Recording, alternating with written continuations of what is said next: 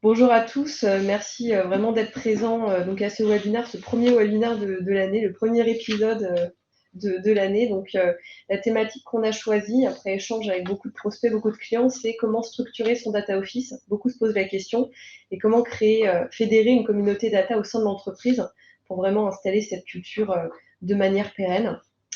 Donc, ce webinaire s'inscrit dans une série de contenus, je le dis souvent, autour de la stratégie data.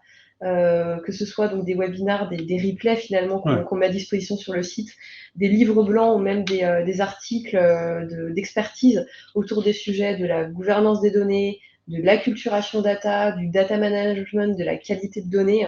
Il y a vraiment tout un tas de ressources qui aujourd'hui sont disponibles et à votre disposition. N'hésitez pas à les regarder. Je le disais donc tout à l'heure, je vous présentais Abdelaziz Joudar, Akil Daboul, tous deux, donc Abdelaziz, président du groupe, et puis Akil, senior data manager. Voilà, qui sont avec moi aujourd'hui. Des experts qui accompagnent les clients quotidiennement sur ces sujets-là. Donc en préambule, je voulais vous dire, donc n'hésitez vraiment surtout pas à poser vos questions dans le chat, c'est vraiment fait pour ça. On apprécie vraiment quand les webinaires sont très collaboratifs. Donc voilà, si vous voulez intervenir, je prendrai la question et puis on y répondra en live ou à la fin si on en a trop. N'hésitez pas aussi à partager vos retours d'expérience, vos avis, vos convictions aussi en la matière. C'est important de parler avec ses pairs sur ce genre de sujet. Et puis, on se permettra aussi de vous partager quelques liens intéressants pour des ressources au cours du webinaire pour que vous puissiez enrichir aussi vos réflexions du moment. Voilà. Et puis moi, Nathalie Oyos, directrice marketing du groupe. Première question, donc pour vous, pour toi, Akil, donc un data office qui est piloté par un CDO, par un Chief Data Officer. Tu me dis souvent que c'est une fonction qui n'existait pas tant que ça il y a 2 ans, 3 ans de ça, et effectivement, il y avait un vrai mouvement de transformation autour de cette fonction. Est-ce que tu peux, du coup, nous en dire un petit peu plus? Voilà, d'abord, bonjour à toutes et à tous et merci d'être si nombreux ce matin. Donc, avant d'aborder le sujet Data Office et son organisation, on va revenir un petit peu sur ce nouveau poste très stratégique qui est le Chief Data Officer. En fait. C'est un métier, comme vous le savez, qui est assez récent. C'est apparu dans les débuts des années 2000 avec l'avènement du Big Data et puis il y a eu un engouement en fait juste avant et après le Covid. Voilà. Aujourd'hui, si on regarde un petit peu quelques statistiques, on voit que plus que la moitié des CDO en poste ont moins de 4 ans. Et pour les plus anciens, en fait, à peu près 20%, ils ont 8 ans et plus. Donc, pourquoi cet engouement, en fait, ces dernières années? C'est que, comme je l'avais expliqué, l'événement Big Data est arrivé dans les années 2000. Il y a eu de multiples initiatives et projets data dans les entreprises. Et puis tout ça, ça a été fait en fait parce que voilà, c'était nouveau, c'était récent, il fallait tester, il fallait voir ce que ça donne. Et puis c'est fait sans stratégie, sans manque de coordination.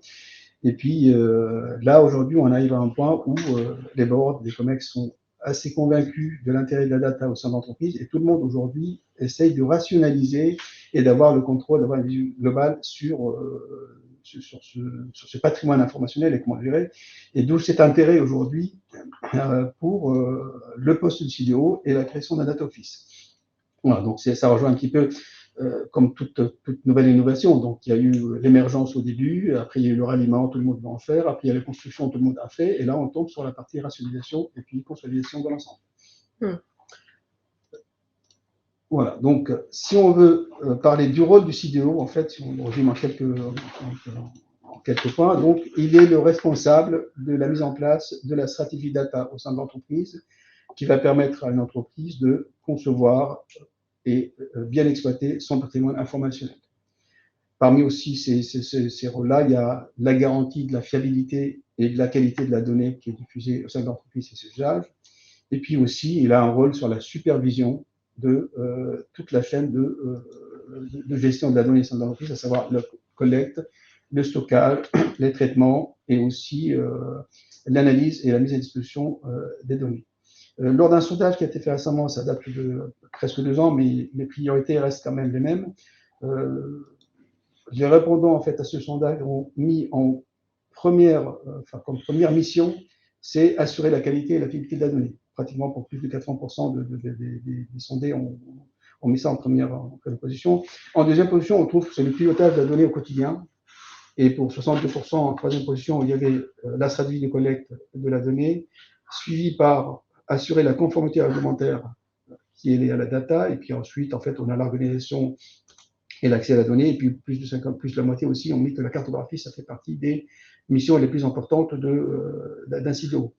Les pourcentages et les chiffres ont bougé un petit peu depuis ce sondage-là, mais on retrouve toujours dans les trios de tête les éléments autour de la stratégie, la fiabilité et les usages. Ok. En termes d'objectifs, lorsqu'on embauche en CIDO aujourd'hui, en fait, on met plusieurs objectifs. En fait, en tête, le classement par ordre d'importance, on arrive en tête avec l'animation de la gouvernance et de la culture. Pour plus de 79% des interrogés, c'était vraiment le premier objectif qu'on aura fixé. Je te coupe une minute parce qu'il y a déjà une question. Dans quelle équipe est situé ce rôle de CDO en général, côté marketing ou côté IT, dans la plupart des entreprises? Tu vas peut-être y répondre tout à l'heure. Là, la réponse, elle va venir tout à l'heure, en fait, dans le positionnement du CDO quand on parle de l'organisation du Data Office. C'est vraiment, on est sur sur la partie. Mais on donc on en vient tout à l'heure. On revient tout à l'heure dans les prochains slides sur l'organisation. Pour l'instant, en fait, peu importe où il est positionné dans l'entreprise, on est en train de voir quel est le rôle et quels sont les objectifs qu'on fixe au CDO. Voilà. Et une question hyper intéressante, est-ce qu'on fait une différence entre Chief Data Officer, Chief Digital Officer, Digital Champion, ou est-ce simplement une tendance de nommage qui évolue? Non, parce qu'en fait, il y a les deux. Il y a le Chief Data, le Chief Data Officer, il est vraiment, c'est comme son nom l'indique, il est vraiment le responsable de la data, de sa stratégie et autres. La partie Digital Officer, en fait, l'équipe digitale, la direction digitale, sans parler du CDO, parce qu'il y a le même 3 lettres, mais la partie digitale, elle est plus large, en fait, elle n'est pas plus large, et elle couvre autre chose, en fait, toute la partie digitalisation de l'économie, digitalisation de l'entreprise, la partie… Qui peut englober la data. Voilà. Qui englobe la data dans la direction digitale. Elle peut englober la data, parce que qui dit digital, en fait, quand on digitalise un service d'entreprise, c'est plus large. D'accord. Quelqu'un réagit en disant, côté IT, il y a l'équivalent du CDO qui est le DCIO, Data Custodian Officer. Alors, on va le voir dans la partie, dans l'organisation, on va en relation aussi. En fait, je parle des rôles et des postes. Aujourd'hui, le Data Custodian, en fait, c'est lui qui est responsable de la protection, de la sécurité et de l'accès aux données. D'accord. Donc, il est souvent côté IT. D'accord. Voilà. Ok. Donc effectivement, ça corrobore. Voilà. Ouais. Ça, c'est un rôle en fait qui est vraiment, il n'est pas forcément rattaché à un data office. Là, on anticipe un petit peu sur l'organisation, mais on va le voir. Mais c'est un rôle qui existe aujourd'hui. Ok. Alors, je pense que le nommage, ça fait vraiment débat. Parce que certains disent administrateur des données aussi existe comme titre et se répand, notamment dans les administrations. Ouais. Donc, je vois Abdelaziz qui confirme. Et en règle générale, quelqu'un d'autre pose la question, est-ce que le CDO comprend également l'analytics ou y a-t-il un autre rôle de Chief Analytics Officer? Non, là, on peut démultiplier les rôles et les postes dans les entreprises. C'est ça. On va revenir sur l'organisation et puis sur les rôles et les postes qui sont en relation avec un data office par la suite, parce qu'il y a beaucoup, on va voir, il y a beaucoup de titres qui ne portent pas réellement voilà. Si je donne l'exemple de data owner, on revient là-dessus. En fait, tout le monde parle du propriétaire de la donnée, c'est pas le propriétaire de la donnée, le data owner, c'est le responsable. Il peut ne pas être le propriétaire. Oui, d'accord, il y a un maillage, en fait, d'accord, ok. Donc il y a vraiment une répartition qui peut exister. Parce que quelqu'un, justement, disait, il y a beaucoup de qualité de données dans le slide que tu avais montré. Et justement, est-ce que ce ne serait pas plus des data quality managers plutôt que des CDO, etc. Le data quality manager, il peut être, c'est un poste, c'est un rôle, fait partie de l'organisation d'un data office. Exactement, qu'on verra tout à l'heure. Les data stewards aujourd'hui qui sont responsables de la data, qui peuvent être ou pas. Ouais. Voilà. Et ça, on va en parler, je pense aussi tout à l'heure, mais je le garde quand même en tête quand tu vas en parler. Ils disent que comment on gère la situation, le top management a une vision biaisée de la fonction de CDO. Pensant qu'il est là pour faire des rapports BI, plutôt le travail des data analystes, au détriment des réelles missions que sont la construction de la roadmap, la data gouvernance et la stratégie data. Ça, c'est un point qu'on aborde. Un vrai sujet, et là, honnêtement, en fait, il y a les visions qui est inversée. En fait, il y a le top management, souvent, en fait, voit le CDO sur la vision et la stratégie et pas sur vraiment l'opérationnel. D'accord. Et quand ils ont une vision justement inversée, qui pensent que c'est l'opérationnel pour faire des rapports BI, le top management, c'est qu'en fait, la culturation. On revient là-dessus, en fait. Voilà. On va revenir sur les clés de succès et on va revenir sur les difficultés aujourd'hui de quelqu'un CDO. Mais en tout cas, voilà. Je te laisse faire ta présentation. Pour revenir juste sur les top objectifs, en fait, on a parlé de animer la gouvernance et la culture autour de la data, déployer la stratégie de la gouvernance, Et puis, en fait, vous voyez bien, enfin, en troisième position en termes d'objectifs, c'est accompagner la transformation digitale. C'est-à-dire que voilà, travailler sur ce sujet-là. Et dans les freins aujourd'hui, ce qui empêche le CEO d'atteindre leurs objectifs autres, on a en tête, on a la résistance au changement et le manque d'acculturation de la donnée. En fait, parce qu'aujourd'hui, quand on parle des usages, du nouveau usage, de la donnée qui est présente un peu à tout digital dans une entreprise, bah, ça impacte nécessairement en fait, les métiers de chacun, ça impacte le quotidien de certaines personnes. Et bah, on se retrouve avec, comme toute nouveauté, en fait, il y a une résistance au changement et manque d'acculturation. Et le deuxième frein pour 63% des répondants, ils ont dit que c'est la méconnaissance du potentiel de la donnée. Et c'est la méconnaissance du potentiel de la donnée, elle est intimement liée au manque d'acculturation de la donnée. Donc les deux sont liés. Et on voit bien que dans presque 60% des sondés, on dit qu'un des freins, c'est le manque du soutien de l'hierarchie et de sponsorship. Et là, on revient sur la remarque qui a été faite, c'est qu'il y en a qui voient la partie CDO, c'est vraiment l'analyste qui va diffuser les rapports BI au sein de l'entreprise. Bien sûr, voilà. Oui, tout à fait. Bah, merci déjà pour cet état des lieux sur les freins, les objectifs. Abdelaziz, toi, tu dis souvent, entre guillemets, qu'il y a plusieurs profils de CDO, enfin, entre guillemets, c'est pas monolithique. Est-ce que tu peux peut-être nous en dire plus justement sur les grandes familles des CDO? Bah, sur les familles de CDO, il y a évidemment plusieurs rôles. Là, on en a 4 sur le slide. On a écrit un e-book il y a 2 ans. On parlait plutôt d'un 5e rôle qui est en train de disparaître. Mais ce que j'ai envie de dire, c'est que le rôle va dépendre de plein de choses. D'abord, les modèles d'organisation sur lesquels va revenir Akil. Est-ce qu'on est dans un modèle centralisé, décentralisé, hybride, etc.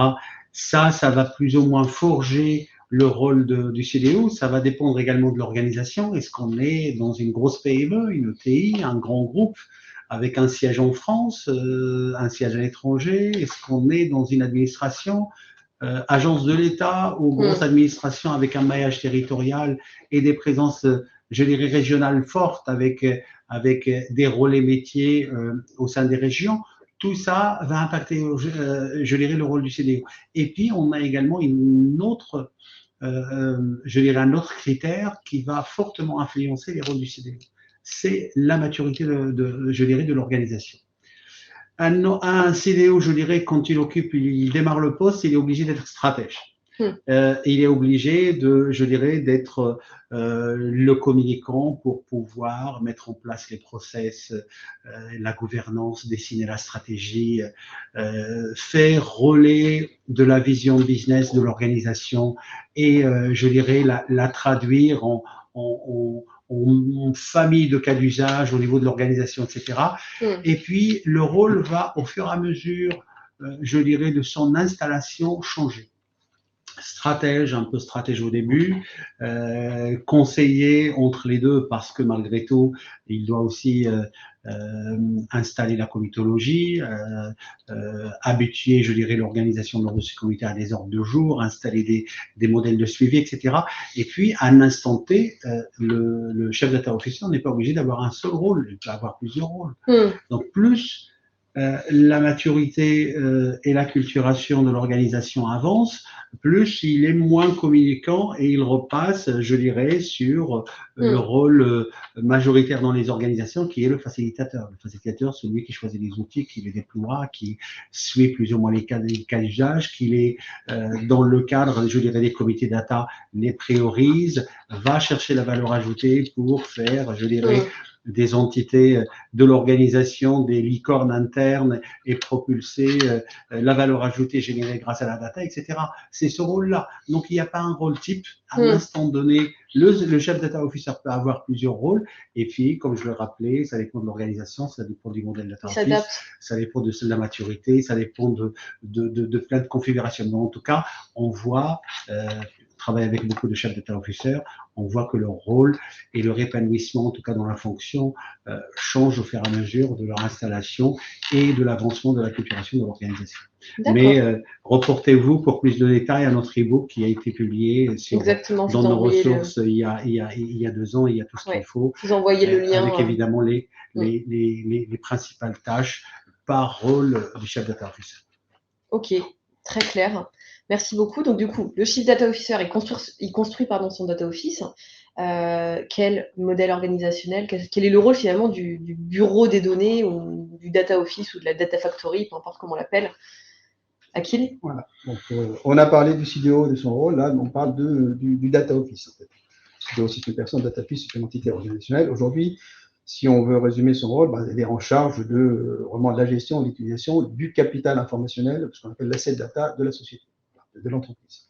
Il est vrai aujourd'hui que le rôle n'est pas rarement bien explicite dans les organisations. Ça dépend de la taille, ça dépend du secteur, et on sait bien que la data elle est présente un peu partout, et englobe pas mal de choses, d'où la difficulté. Néanmoins, aujourd'hui, ce que fait un data office et son rôle, il est vraiment décliné sur plusieurs axes. En fait, la première chose, c'est que la vision data au sein de l'entreprise, est-ce qu'on est une entreprise data-centrique ou pas, et quelle est la place de la data, et quel est son impact sur les différents process métiers et sur les performances de l'entreprise. La deuxième chose, c'est tout ce qui concerne la stratégie data. Et les deux sont, c'est que quand je parle stratégie data, c'est la stratégie de la gouvernance, la stratégie de data management, tous les process data quality, et tout ce qui est lié vraiment à la gestion et la diffusion de la donnée.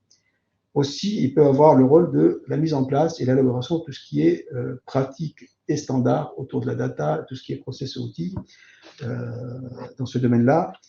Il y a aussi le volet assistance aux utilisateurs, assistance aux différents métiers, aux différents BU pour l'exploitation de la donnée et la mise en place des nouveaux cas d'usage.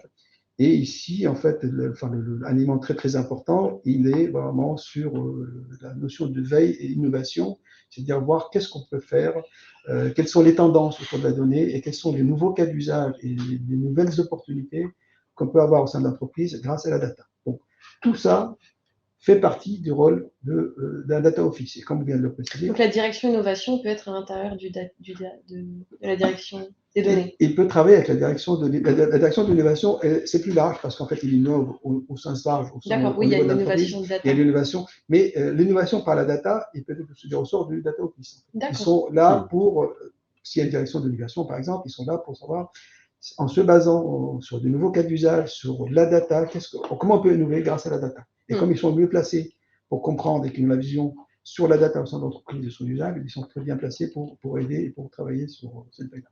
Ok, je comprends bien. Merci pour les rôles. Le modèle d'organisation, le fameux. Le modèle d'organisation, là, on peut faire vraiment juste un webinaire et puis une matinée sur le sujet. Voilà. Donc, c'est pas lié uniquement à un data office, mais d'une façon générale, on a plusieurs typologies, plusieurs modèles d'organisation. Je vais commencer par le plus bas, en fait, le modèle centralisé. Le modèle centralisé, c'est comme son nom l'indique, c'est une entité. En fait, toute prise de décision et tout est décidé au niveau central. Donc, il y a un seul lieu de la vérité. Il décide des règles, il décide de la stratégie, il décide de la gouvernance, il décide de tous les éléments, enfin des modèles, tout ce qui suit autour de la data, et il est diffusé dans l'ensemble des entités et il est appliqué par tout le monde. Il a un avantage, c'est que on a une seule vérité et tout est bien normalisé et puis ça permet d'avoir une vision globale et puis une maîtrise globale de l'ensemble. Il convient à des structures qui sont soit pas trop étendues en termes d'organisation, enfin des petites structures, ou bien des grandes structures et des grandes entreprises qui sont très processées en fait. Où là, tout est réglé, tout est vraiment, il y a des process pour tout et c'est une culture d'entreprise, un travail qui est fait. L'inconvénient, c'est qu'en fait, on n'est pas très proche des métiers et puis des utilisateurs en fin de chaîne, je veux dire, c'est pas en chaîne, pas de façon péjorative en fait, et puis que la moindre modification ou l'écart par rapport à ce qui est fait devient un peu complexe. Il faut remonter à la centrale pour pouvoir retravailler et redescendre. Donc, et par opposition au modèle centralisé, on va travailler sur le modèle décentralisé. Le modèle décentralisé, c'est que chaque entité prend ses décisions et définit, prend ses décisions et puis d'une façon autonome. Et puis tout est géré en local. D'accord. Voilà, en termes. Il n'y a pas l'obligation de se référer à une entité centrale parce qu'elle n'existe pas. Et puis la seule contrainte d'un modèle décentralisé aujourd'hui, c'est que ça impose quand même une coordination et des relations avec les autres entités. Pas forcément tout le monde, mais ceux avec qui on est obligé d'interagir et puis qu'on a des intérêts communs.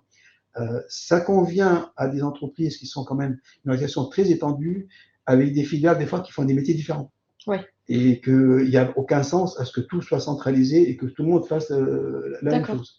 Voilà. Donc, il a ses avantages. Son inconvénient, c'est que, en fait, au niveau groupe, au niveau global de l'entreprise, il y a une difficulté à avoir une vision d'ensemble et une difficulté d'harmoniser. Parce que là, dans une organisation décentralisée, on peut avoir des choix d'outils différents, on peut avoir des choix d'orientation, d'architecture ou technologique ou autres différentes, on peut avoir vraiment des modèles différents. Mais ça existe aujourd'hui et il y a des entreprises qui l'appliquent. Le modèle fédéré, je veux dire, c'est juste une milieu entre le centralisé et le décentralisé. Le fédéré, en fait, il y a de l'autonomie au niveau des entités, mais il y a une entité centrale qui fédère l'ensemble, qui n'a pas le pouvoir de décision dans le sens où j'impose, mais elle fédère. C'est-à-dire qu'en fait, on se réfère à une entité centrale au niveau de l'entreprise qui permet de fédérer l'ensemble. Et tout le monde est concerné, contrairement à un modèle décentralisé où les entités peuvent l'entité A peut communiquer avec l'entité B, mais elle n'a aucun intérêt à communiquer avec l'entité C, et vice-versa. Alors que là, tout le monde communique, tout le monde partage, avec une autonomie locale, avec une marge de manœuvre, une liberté à prendre des décisions et organiser comme on veut, mais avec un référent central qui, lui, joue le coordinateur et puis modérateur, en quelque sorte. Et puis enfin, on a le modèle hybride, qui c'est le modèle aujourd'hui le plus courant en termes d'organisation autour de la data. C'est-à-dire qu'il y a certains domaines où on prend un peu de centralisé, un peu de fédéré, un peu de centralisé. C'est-à-dire qu'il y a sur certains sujets, la décision est prise en centrale. C'est-à-dire qu'il y a une décision centrale qui est appliquée par tout le monde. Sur d'autres sujets, en fait, elle est décentralisée et ils ont toute l'autonomie de le faire. Donc là, c'est comme on était dans un modèle décentralisé. Voilà. Et ça, c'est en fait quand on a besoin de. Pourquoi on le fait aujourd'hui? Parce qu'on sait bien qu'on est dans un secteur qui bouge beaucoup, qui évolue beaucoup. Il a l'avantage d'apporter cette flexibilité, cette proximité des utilisateurs, cette proximité des consommateurs de la data au début. Et puis, en fait, comme il prend le meilleur de chacun, il y a une bonne coordination entre les différentes entités. Et comme on prend du modèle fédéré un avis central, ça permet d'avoir cette vision. Donc, il a tous ses avantages. D'accord. Comme on sait aujourd'hui, il n'y a pas d'organisation idéale. Tout le monde. Oui, vous ne préconisez rien parmi tout ça. En fait, on s'adapte à. Voilà. Ce qu'on dit aujourd'hui, le constat, c'est que dans toutes les entreprises, si on prend un peu de recul, en analysant le modèle d'organisation, l'hybride, aujourd'hui, c'est ce qui permet de fonctionner le mieux. Surtout quand on est dans quelque chose qui n'est pas, on vient de dire, les plus anciens en termes de postes aussi de haut, il y a à peine 20% qui ont plus de 8 ans, donc il n'y a pas encore une grande maturité sur le sujet. L'hybride, c'est le plus fréquent. C'est plus fréquent. Le plus fréquent parce qu'en fait, il est imposé par le fait que, voilà, donc, cette fonction est arrivée récemment sur des organisations qui existent et on essaye de voir qu'est-ce qu'on lui confie par rapport à l'existant. Et du coup, en fait, il y a des choses qui sont au central, des choses qui sont. Voilà. Donc, on essaye comment de profiter des organisations existantes et de prendre dans chaque entité ce qui se fait le mieux autour de la data et d'essayer de mettre tout ça ensemble pour avoir ce type d'organisation. Oui, si je peux juste rajouter un petit complément par rapport à ce que vient de dire Akil, c'est que peu importe le modèle aujourd'hui qui est choisi, on est dans une quête et d'un équilibre entre la proximité métier pour, je dirais, sortir les cas d'usage, générer de valeur ajoutée, parce que la meilleure expression, je dirais, de la valeur générée par la data, c'est l'aboutissement d'un cas d'usage.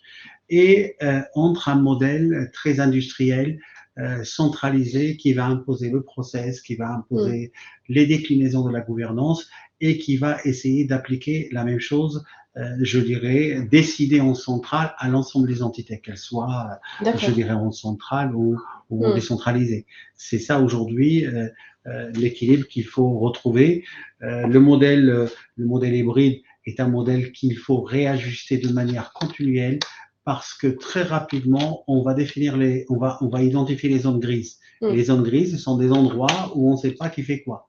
Donc, il faut continuellement identifier les modèles, je dirais les zones grises, et puis repositionner les rôles et les responsabilités dans le cadre de la finalisation, de l'ajustement de l'organisation qui doivent se faire.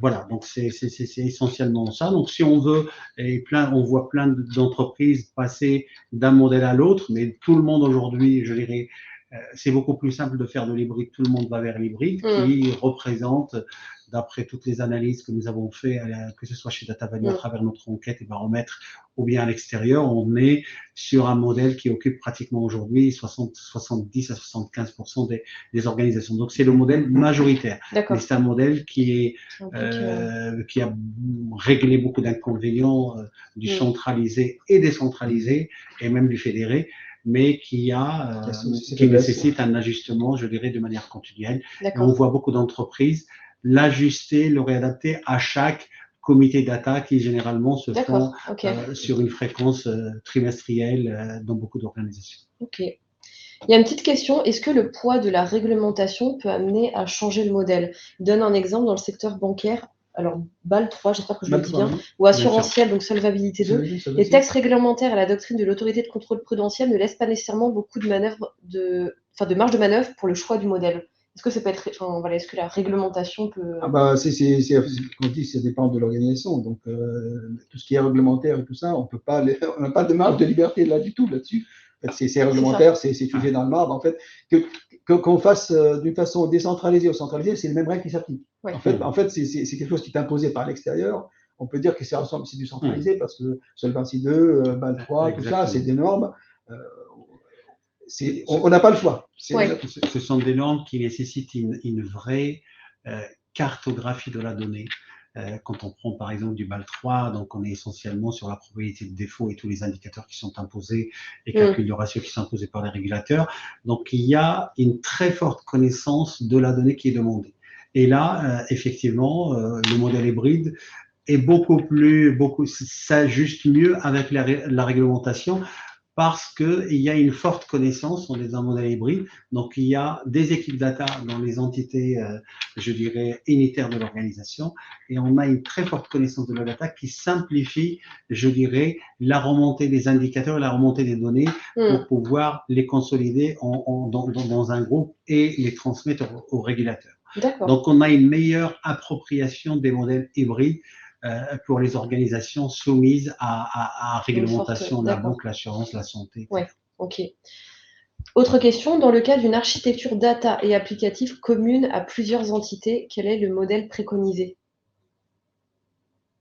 Modèle en termes d'organisation ou on parle d'architecture? Dans le cas où tu as une architecture data et applicative qui est commune à plusieurs entités, quel modèle organisationnel derrière tu vas mettre?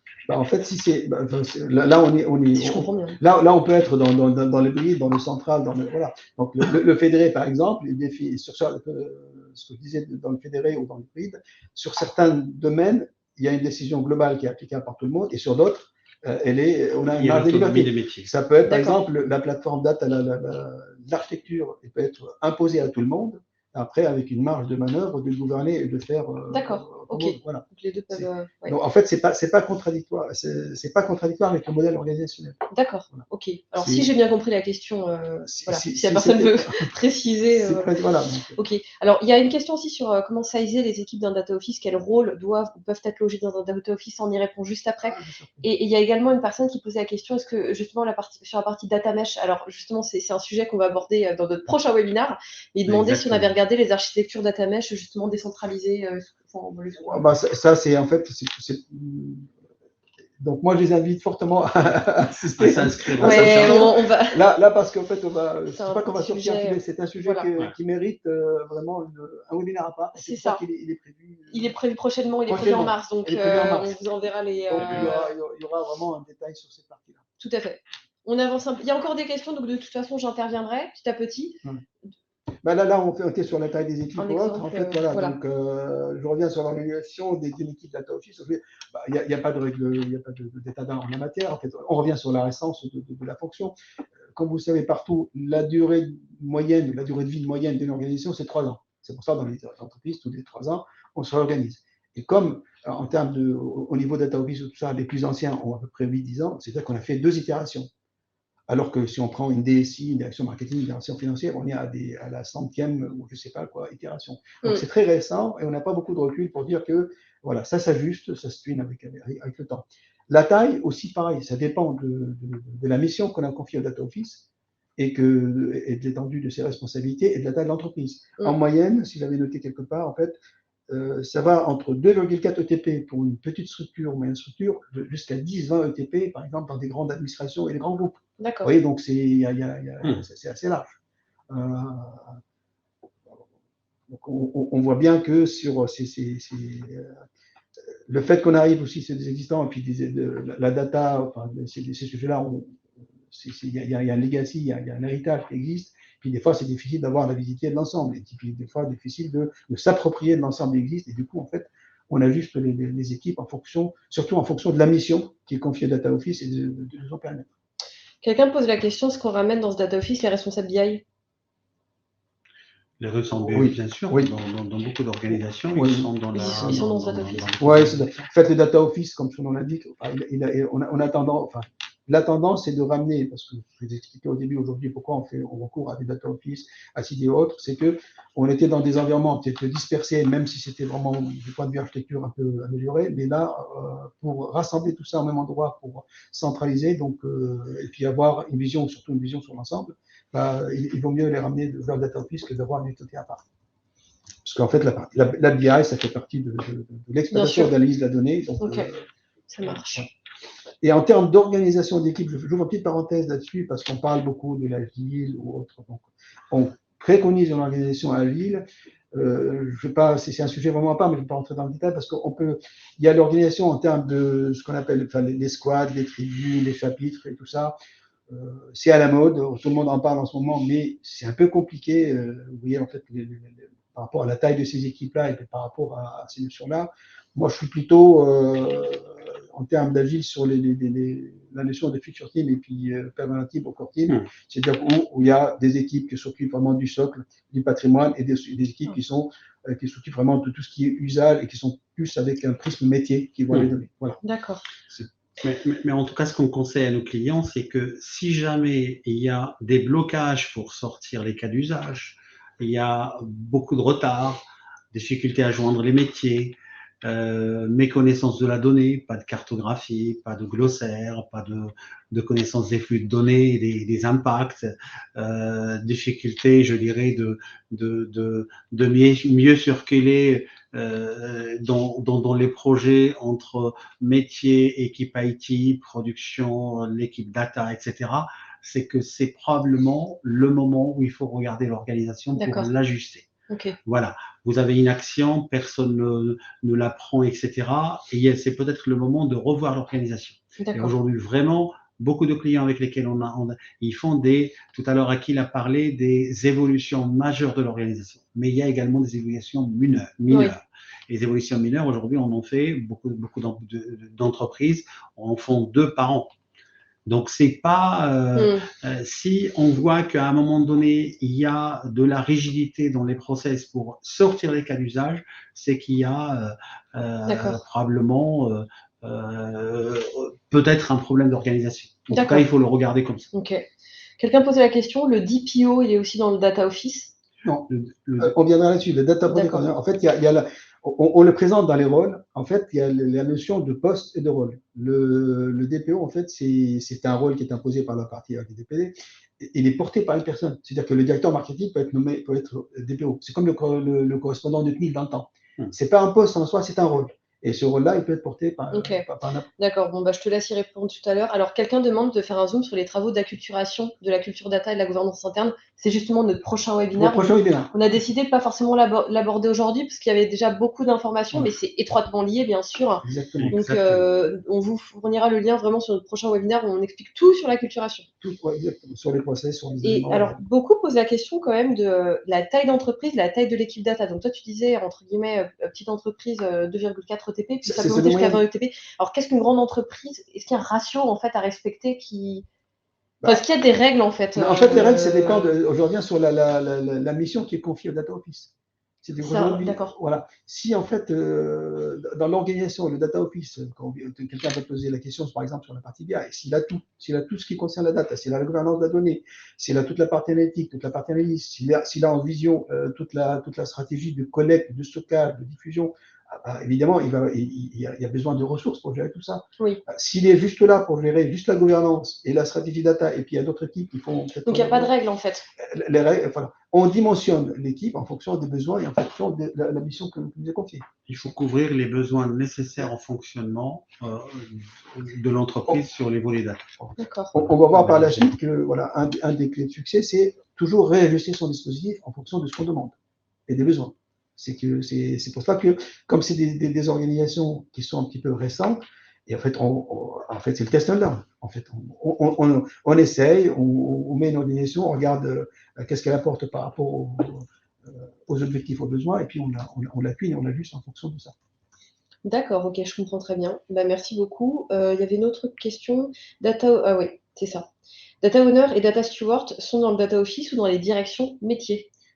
On peut avoir, encore une fois, dans certaines organisations, les data owners sont rarement dans la partie, parce que c'est ça en fait, la notion de propriétaire de la donnée, c'est plutôt un espèce de responsable de la donnée, il est plutôt dans l'entité qui gère, qui concerne l'applicatif, qui est producteur ou le créateur, voilà. Donc il n'est pas forcément dans le data office.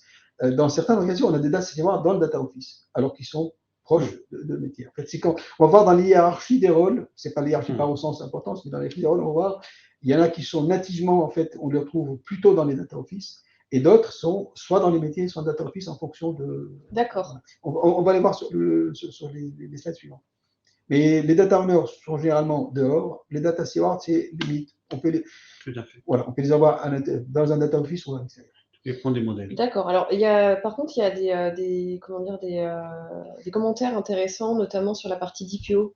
Donc, quelqu'un dit que le DPO ne peut pas être porté par certains rôles, directeur marketing et CISO non. Il y a des avis européens là-dessus pour éviter les conflits d'intérêts. Voilà. En fait, aujourd'hui. Et une autre personne dit d'expérience, le DPO est mieux situé dans la compliance ou le légal. Ouais. Mais en fait, quand on a commencé comment ça s'appelle? Et quelqu'un doit partir en disant que ça mériterait une matinée entière, ce webinaire. Pour finir, c'est la validée. Quand on a commencé les réglementations RGPD, quand on a mis en place, il y avait l'obligation de nommer un DPO. Et puis, du coup, en fait, tous les correspondants cliniques des sociétés, on les a nommés DPO. Moi, récemment, même dans une grande coopérative, le DSI était le DPO. D'accord. Voilà. Jusqu'à nos jours. Et c'est encore un peu. Il y a certainement des choses qui évoluent dans ce sens-là, pour que ce soit peut-être un poste à part entière, mais au début, c'était un rôle. Et une nouvelle réglementation se prépare sur le sujet, donc c'est pas fini. C'est pas fini encore. D'accord, voilà. Ok, intéressant. On suivra ça de près. Ce sera un webinaire. Voilà.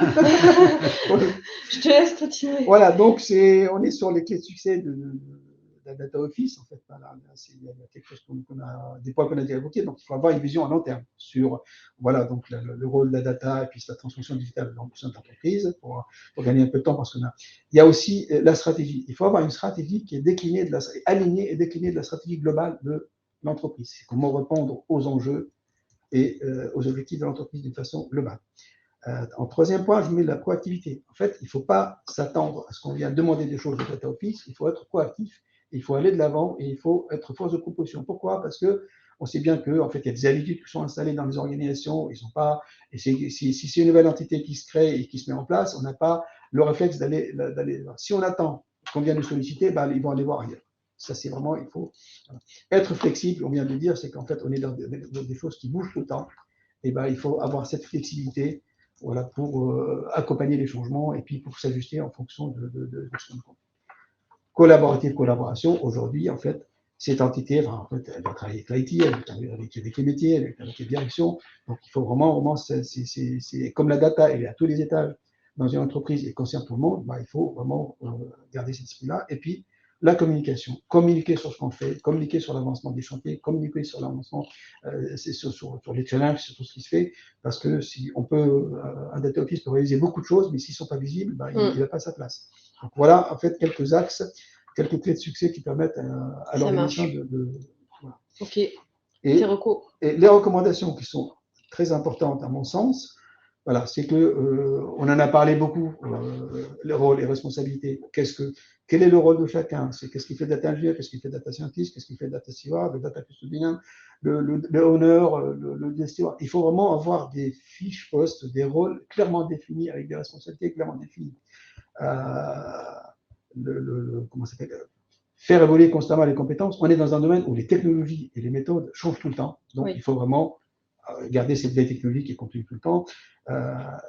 Et puis, parmi les rôles du CDE, en fait, il a en charge toute la comitologie autour de la data. Donc, bien définir cet aspect comitologie data, les instances, les participants, le rôle et les responsabilités aussi définir. Et il y a un point que j'insiste beaucoup là-dessus, c'est mesurer sa performance et benchmarker son organisation. C'est-à-dire qu'on a un data office, il faut avoir des KPI qui mesurent la performance. Des KPI sur, par exemple, la progression de la maturité data de l'entreprise. Des KPI sur l'évolution de la qualité de la donnée, parce qu'on gère la qualité. Des KPI, par exemple, sur l'avancement des cas d'usage. C'est qu'on est parti sur une roadmap de X cas d'usage, regardez, on a déjà fait la moitié ou le quart. Et puis, enfin, d'autres KPI, en fait, qui sont intéressants à suivre. Et quand je dis benchmarker, c'est qu'aujourd'hui, comme on est dans des organisations récentes, il est très important de savoir comment je me positionne par rapport à mes confrères ou mes concurrents. On a, il faut bien, on a toute une matrice de critères sur laquelle on peut s'auto-évaluer et voir, et nous, par rapport à nos connaissances, par exemple, des organisations similaires ou pareil, et on peut vous dire, voilà, donc c'est pas lisible sur l'image, mais on voit par exemple sur une ligne, sur une thématique où vous avez une croix en rouge, c'est-à-dire que c'est quelque chose que vous ne gérez pas du tout au niveau de notre data office, alors que peut-être, vous voyez, 2 sur 4 des autres le font. On est en jaune sur un sujet, c'est qu'on est en dessous de la moyenne de ce qui se fait en la matière. Alors, si je suis en vert, je suis dans la moyenne. Donc, c'est des critères qui évoluent aujourd'hui en fonction des organisations et qui permettent d'avoir en fait une sorte de radar, de vision 360 sur le data office. Voilà. Quelqu'un pose la question sur une liste de KPI un peu must-have, donc les nécessaires pour le data office. Donc ça, j'imagine qu'on en a, on les partage dans le cadre de nos prestations. Oui, enfin, j'en ai cité quelques-uns là. C'est ça, il y en a oralement. Voilà. Et là, quand on voit par exemple sur les critères de benchmarker son organisation, c'est l'évaluer sur des KPI, sur des mesures. En fait, il y a une question intéressante qui est revenue aussi tout à l'heure. Est-ce que le data office gère les projets d'intelligence artificielle? L'IA, pour 76% des CDO et des data office, c'est vraiment l'usage de l'IA et à l'intérieur. D'accord. Voilà. Donc les cas d'usage, c'est data et IA. Ah bon. Les deux vont ensemble. L'IA, la data, c'est la matière grise, c'est le pétrole d'IA, c'est la matière grise de l'IA. En fait, il n'y a pas d'IA sans IA. Dans beaucoup d'organisations, toute la BI traditionnelle est restée là où elle était, soit très proche des métiers, soit dans des entités centrales. Tout dépend des modèles d'organisation. Et les chefs data officers, les data office sont accaparés tous les cas d'usage avec de l'intelligence. Parce que c'est là où on pense que la valeur ajoutée générée est la plus importante. Et d'ailleurs, même chez beaucoup de chefs data officers, dans leurs objectifs annuels, c'est l'aboutissement des cas d'usage à base d'intelligence artificielle, de machine learning, etc. D'accord, je comprends bien. Effectivement, quelqu'un disait que c'était difficile d'aborder un tel sujet en 1 heure. Voilà. De toute façon, on fera peut-être une autre session sur ce sujet, ça c'est certain. Quelqu'un évoque aussi dans les administrations tout ce qui est données, algorithmes, y compris IA et code source. Bon, ça c'est exactement la feuille de route qu'on fait pour un grand ministère en ce moment. Tout à fait. Voilà. Tout à fait. Donc toute la partie, je dirais, c'est les AMDAC, les feuilles de route data qui ont été définies pour les grands ministères, l'armée, la justice, l'éducation nationale et d'autres, et qui ont identifié beaucoup de chantiers dans lesquels donc, il y a évidemment toute la partie, je dirais, cas d'usage à base d'IA, et l'auditabilité des codes sources, le partage de données, etc., et qu'on connaît très bien. Alors, du coup, on a encore quelques slides vraiment de prévus autour des rôles clés, justement. On va en parler. Donc, pour ceux qui peuvent rester encore un petit peu plus, c'est intéressant pour vous. On vous enverra la presse de toute façon et on proposera une autre session. Mais surtout, en fait, on va vous proposer un échange. Voilà, si vous voulez, entre guillemets, prolonger l'échange sur vos projets de vos entreprises, etc. On vous poussera aussi les coordonnées pour programmer des rendez-vous.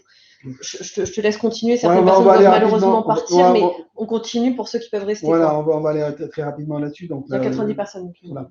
Le sujet, on a évoqué, il y a eu beaucoup de questions sur le sujet. Là, juste une overview sur voilà, les rôles qu'on peut trouver qui sont en relation avec un data office. Donc, on voit bien, en fait, on a les data architectes, on a les data ingénieurs, on a les data scientists, les data analystes, les data CEO. On a évoqué la partie data custodian et puis les data owners. Voilà. Encore une fois, un data office n'est pas censé avoir tous ces postes-là, tous ces rôles-là, ça dépend de sa taille, ça dépend de de la mission qu'on lui a confiée. Mais à minima, aujourd'hui, quand on est au niveau de la data office, enfin, on a peut-être les rôles d'en haut. En fait, on a la partie data ingénierie et la partie data science et data analyst font partie en fait des piliers de travail qui est fait par data office. Quelqu'un pose la question justement, quel serait le takeaway, enfin voilà, les bonnes pratiques, l'astuce majeure pour fédérer une communauté de data, justement selon vous? Parce qu'effectivement, on l'a pas forcément hyper bien abordé là pendant ce webinaire. Pour fédérer une communauté data, c'est l'acculturation. Oui. Donc aujourd'hui, chez beaucoup de nos clients, les grands comptes et la grosse administration, ils sont en train de segmenter les communautés internes et externes. Et dans chacune des communautés, donc, ils sont en train d'identifier les groupes basés essentiellement sur un peu leur rôle dans l'organisation, mais également en fonction de leur maturité. Et à ces groupes, on est en train de travailler, je dirais, sur le plan d'acculturation, donc les formations, les sensibilisations, les timings et les charges de ces équipes pour pouvoir dispenser le bon événement au bon moment, les événements, je dirais, mensuels, etc., sur lesquels aujourd'hui on accompagne des parcours pédagogiques dont tu parlais. En fait, c'est le sujet de Mais beaucoup, d'ailleurs, quelqu'un dit, c'est notre gros point noir, c'est l'acculturation. Et aujourd'hui, on est sollicité énormément. L'acculturation, en fait, comment fédérer une communauté data, c'est ce que c'est vraiment un chapitre à part de l'acculturation, on va l'évoquer par la suite. En fait, il y a tous les canaux, les moyens qu'on met en œuvre, et le contenu, et puis les actions qu'on peut faire. Et ça, c'est vraiment notre prochain. On a voulu l'aborder dans un webinaire vraiment à part, parce que ça mérite quand même presque bien sûr une bonne heure sur le sujet. Et puis dans cette communication, évidemment sur la partie acculturation, donc bien segmenter aussi les cibles, c'est une des clés des succès, en tout cas des opérations d'acculturation, le top management, les métiers, l'IT, la data office, etc. Et certaines entreprises vont jusqu'à, un lien sur la JPEG, la gestion prévisionnelle des emplois et des compétences, que beaucoup de directions RH travaillent en ce moment. Et en fonction de l'organisation des compétences, des expertises qu'on a, des feuilles de route que tracent les chefs data officers avec les contenus, les cas d'usage, etc., on est en train de faire le lien et l'adéquation. Est-ce que le dispositif dont je dispose aujourd'hui me permet de faire les projets dans 6 mois, dans 1 an, etc. Et on va au-delà des formations qui sont généralement octroyées dans le cadre de l'acculturation. Donc on va beaucoup plus loin. Mais c'est comme le disent certains de nos, des présents sur le webinaire, et nous on en est convaincus, c'est un sujet qui nécessite au moins 2-3 heures d'échange. J'avais intégré dans l'intitulé fédérer une communauté data, donc là c'est à cause de moi. En tout cas, c'est pas terminé parce qu'il y a la dernière partie qui est hyper intéressante, c'est vraiment la partie la partie vraiment facteur clé de succès concret, quoi. Il y a juste une dernière interrogation, je trouve intéressant. Est-ce que les collaborateurs, alors c'est un peu de l'acculturation, mais je peux quand même la poser. Est-ce que les collaborateurs non experts de la data ont vraiment du temps à consacrer à la formation data, surtout s'ils ont des analystes qui font pour eux? Est-ce qu'on doit fédérer tout le monde? Alors là, on va revenir un peu, ça c'est un sujet qu'on va traiter lors de l'acculturation. On va voir que dans les processus et puis les moyens, il y a ce qui est adressé à tout public, il y a ce qui est adressé aux experts, il y a ce qui est adressé au board et aux gens du COMEX. Et donc, c'est dosé en fonction de la disponibilité et du besoin et de l'intérêt. Il y a intérêt à ce que tout le monde soit acculturé à la data dans son entreprise, mais à la bonne dose. Exactement, mais notamment, quelqu'un répondit en disant il faut que tout le monde soit acculturé, parce que dans certains secteurs, la réglementation impose de former toute l'entreprise à la data, notamment sur les problématiques de qualité de données. En fait, tout le monde saisit. C'est exactement, en fait. Il faut vraiment à la bonne dose, en fonction des responsabilités de chacun des interventions. On vient de former pratiquement 500 personnes dans un grand ministère sur la qualité de données, dans le cadre de l'acculturation. Certaines autres organisations avec lesquelles on travaille ont des plans d'acculturation pour 10 000 personnes. Donc, aujourd'hui, c'est des gros sujets, et les organisations se sont rendues compte que sans ces grands programmes, la maturité de la donnée va rester à des niveaux, je dirais, assez bas pour pouvoir révolutionner en tout cas leur métier. Donc un programme structurant, personnalisé selon les... On va voir tout ça dans le prochain webinaire. Exactement, avec de la méthodo, etc. C'est super intéressant. Très rapidement. Peut-être très rapidement. Voilà, donc les compétences clés d'un membre d'Office. En fait, je vais aller très rapidement là-dessus. Donc les technologies, donc il faut avoir quand même maîtrisé certains outils autour de la gestion de toute la chaîne de valorisation de la data, en fait, la collecte, stockage, analyse. Il faut avoir l'esprit analytique. Voilà, donc c'est-à-dire savoir analyser des données, en tirer du groupe. Capacité de résolution de problèmes complexes. Maintenant, quand on parle de l'IA ou autre, il faut avoir ces capacités-là. Et puis, être communicant. La communication, c'est qu'il faut savoir avoir l'esprit de synthèse. C'est-à-dire que lorsque je fais des analyses, comment je les présente et comment je les communique, c'est très important. Le travail en équipe, on a vu les différents rôles, tout est complémentaire dans un data office. Un data scientist a besoin de data ingénieur, le data ingénieur a besoin de l'architecte, le data analyst a besoin de data scientist. Donc, c'est un travail collaboratif, les rôles se complètent dans un data office, et donc il faut avoir cet esprit de travail en équipe. Et la veille technologique, il faut toujours être à l'ordre du jour et se former, et parce qu'on est dans des domaines qui bougent tout le temps. On a à peine maîtrisé une technologie, qu'il y a une nouvelle qui arrive. Voilà. Donc, pour aller vite, voilà, c'est différents skills, il faut avoir en tête. Quel que soit le poste ou le rôle qu'on a voilà, il faut avoir ces capacités-là. Donc, pour aller très rapidement. Oui, alors très rapidement. Donc, du coup, effectivement, CDO, rôle très difficile qui nécessite un vrai sponsorship du top management. Voilà. Les difficultés, voilà, les obstacles. Comment tu réponds à tout ça? Très, très rapidement, en fait, si je reviens, c'est une étude récente de Gartner. Voilà, donc le poste difficile, en fait, les gens tiennent en moyenne 2 ans et demi dans ce poste-là. Voilà. Et 50% n'atteignent pas leurs objectifs. Ça, c'est voilà, donc il faudrait peut-être voir le détail de l'enquête qui a été menée par Gartner pour en voir plus. Mais les principaux obstacles et puis les difficultés majeures qu'on rencontre, en tête, il y a le manque de sponsorship. C'est-à-dire qu'on n'a pas le soutien de la direction, on n'a pas un mandat clair dès le début. Voilà, c'est le deuxième point. Donc, et puis, c'est pas clairement le rôle du CEO n'est pas et du data office par ricochet n'est pas clairement défini par rapport à ce que va faire la DSI, qu'est-ce qu'ils font dans les business units, qu'est-ce que fait un directeur marketing ou une direction digitale. Un mandat clair. Voilà. Des fois, on a des problématiques. Ce que je disais tout à l'heure, il y avait les deux. Quand on met en place un CDO et puis un data office, en fait, et puis on approche un CDO, on lui donne des objectifs qui sont un petit peu stratégiques, vision et stratégie. Et ben, en fait, on focalise sur ces parties-là qui sont certes très importantes, au détriment en fait de ce qui bouffe entre guillemets 60% de l'activité, c'est la partie opérationnelle, la gouvernance, la qualité, la mise à disposition et toutes ces parties-là. Donc ça fait partie de l'activité. L'environnement, il est très difficile à convaincre. On revient sur l'acculturation matière data. Donc c'est que en fait, c'est une ignorance du potentiel de la data. C'est pas le mot ignorance, c'est pas beau. C'est qu'en fait, on n'est pas conscient, on ne sait pas qu'est-ce que la data peut apporter à tous les niveaux. Et puis à chaque process, et puis comment améliorer, par exemple, le rendre les gens meilleurs dans leur travail. Et puis il y a un héritage data quand même, qui est un legacy qui est très lourd. Dans toutes les entreprises aujourd'hui, qu'on a créé une nouvelle entité type Data Office CEO, il y a déjà un existant, qui vit. Et ben il faut savoir le gérer. Et puis que même si on a peut-être des architectures un petit peu comme une autre, les responsabilités sont dispersées, les projets sont dispersés. Et donc, ce qui rend l'appropriation et puis la prise en main de ces sujets-là un peu difficile. Donc, les moyens pour réussir, et souvent, Abdelaziz, dans ses webinaires, il dit, s'il y a une chose qu'il faut que vous ayez, c'est le sponsorship de la direction générale. Et il faut avoir le sponsorship. Pourquoi? Parce que pour garantir, en fait, pour pouvoir défendre ses budgets et son activité, il n'y a pas d'autre moyen. Il faut être placé à un bon niveau. En fait, un CDO doit être attaché à un membre du COMEX. C'est ce qui lui donne une stature, c'est ce qui lui donne une marge de manœuvre qui lui permet de peser dans les décisions et dans les arbitrages. Sinon, en fait, il va dépendre des autres. Après, donc, comme c'est des entités qui sont nouvelles, il faut créer quand même un tissu relationnel, il faut faire son réseau au sein de l'entreprise. Je fais la différence entre ce tissu relationnel, le réseau, de la mise en place en fait, de l'organisation en termes de référents et de délégués. Donc, ils font partie des fois, en fait, voilà, qu'il faut avoir dans les différentes entités pour faire le relais et puis pour aider à déployer en fait, la démarche qu'on met en place. Et il faut capitaliser sur tous les moyens qu'on a. Il faut s'entourer des bons profils. Il faut avoir les bons profils au bon poste.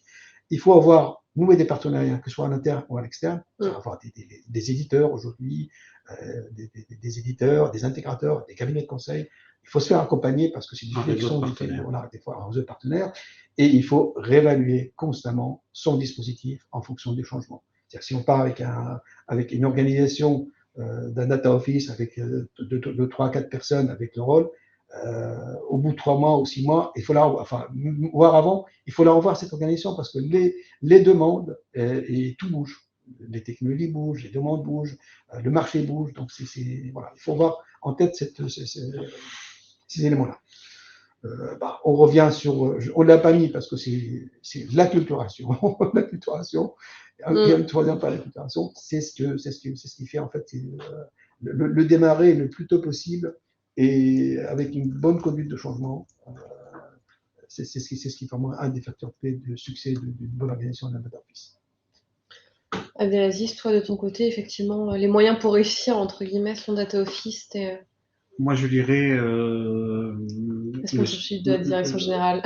Le sponsorship, c'est la première des choses. Je dirais tout le reste est secondaire. Si aujourd'hui, vous n'êtes pas écouté par l'organisation, vous n'avez pas le budget, vous n'avez pas les relais, vos, je dirais, direction générale n'assistent pas, je dirais, à un comité data, même trimestriel. Si vous êtes dans le secteur public, votre secrétaire général n'est pas là, etc. Posez-vous les questions si vous allez pouvoir réussir en tout cas dans votre poste. Mais si vous ne les avez pas, il faut absolument les avoir parce que sans soutien, on est, malgré tout qu'on soit dans le public ou dans le privé, les organisations sont assez rigides. Et si on n'a pas, je dirais, ce sponsor fort qui est l'appui pour pousser, etc., tout le reste, je dirais, il faut bien sûr, il y a plein d'autres choses pour réussir. Mais la brique importante, c'est celle-là. Un soutien, sans soutien, le métier, le marketing ou la finance qui sont soumis à des saisonnalités dans les pratiques et qui ont je dirais, un existant opérationnel très fort, ne vont même pas vous écouter ou répondre à vos mails si vous n'êtes pas soutenu. Donc le soutien, c'est la première brique à avoir dans l'organisation. Et puis tout le reste vient consolider, bien sûr, ce positionnement du chef data office. Et il y avait une petite question justement, quelqu'un qui rebondissait en disant parmi aussi ces moyens pour réussir, il y a aussi la partie outillage pour justement piloter toutes ces briques-là. Voilà. Votre posture justement sur la partie outillage. Voilà, on a précisé que l'axe, on a vu dans le slide précédent que la technologie, en fait, l'aspect technologique quand j'ai parlé des clés de succès ou des éléments avant, donc c'est que être bien outillé au niveau data office, ça fait c'est aussi un facteur de succès. Exactement. Exactement. Et les comités data ne sont que la restitution de tableaux de bord sur un suivi de plein de choses, de la culturation, de l'avancement des cas d'usage, des ajustements de l'organisation, etc. Donc on a, je dirais, une panoplie d'outils qui permettent au chef data officer de faire ses comités data de manière assez structurée et surtout avec des objectifs qui peuvent être suivis dans le temps. Quelques mots sur Data Value Consulting. Data Value Consulting est une entreprise spécialisée dans la valorisation de la data. Donc, nous accompagnons nos clients sur toute la chaîne de valeur, du très amont, stratégie data, travail avec les directions générales pour bâtir la vision, jusqu'à, je dirais, l'organisation. Et l'organisation, tout ce qu'on a évoqué là, ça fait partie de l'organisation. Mais également, on accompagne beaucoup de nos clients sur du change management. Mais le gros aussi de nos prestations, c'est la maîtrise d'œuvre, la mise en œuvre de projets et leur maintenance. Donc, nous accompagnons beaucoup de clients du public sur leur sujet data, l'armée, l'éducation nationale, la justice, beaucoup d'agences de l'État, et évidemment le monde du privé, l'énergie, le transport, la banque assurance, etc. Donc voilà. On est prêt à vous accompagner. D'ailleurs, si vous avez la moindre intégration, si vous voulez prolonger l'échange, on va vous faire un mail avec le support. Et si vous souhaitez programmer des échanges avec Abdelaziz et Akil, je vois, il y a plein de merci pour le webinaire hyper intéressant, excellent. Mais c'est aussi grâce à vous et toutes vos questions parce que c'était vraiment sur l'échange. C'était hyper collaboratif. On a plein de sessions prévues autour de ces sujets tout au long de l'année. Donc voilà, on vous partagera, on vous mettra dans les échanges de tout ça. Soyez là pour le prochain. Soyez là pour le prochain sur l'acculturation. Parce qu'on a vu que ça intéresse beaucoup de monde. On le dit souvent, on écrit beaucoup des livres blancs, des e-books, des webinaires sur la stratégie data, data management, data qualité, acculturation, le rôle du CDO, le data office, etc. On a aussi beaucoup de publications stratégiques et prospectives. Voilà. Sur le cas d'usage, des cas d'usage plus spécifiques sur la finance, les RH, etc. Sur des secteurs d'activité aussi, le pilotage du parc immobilier, pour les acteurs des investissements alternatifs aussi, typiquement migration de S4HANA pour le secteur public. Voilà, il y a vraiment aussi des sujets qu'on aborde de ce type-là. Et puis tout du temps aussi qu'on accorde sur tout ce qui est tendance marché data. On a un baromètre justement sur les priorités Data 2023 qu'on vient de lancer, donc on vous partagera aussi le lien pour que vous puissiez contribuer à faire en sorte que la data rayonne sur le marché et que on soit tous data-centric pour 2023. C'est les vœux de l'année qu'on peut se donner. Voilà. Donc merci, Merci Akhil, beaucoup. merci Abdelaziz, Merci et puis merci à tout Et le à monde. très vite. À très vite. Pour À votre À très disposition vite. par la suite. Si de nouveaux Bonne échanges. journée à tous. Merci beaucoup. Au Merci, revoir. au revoir.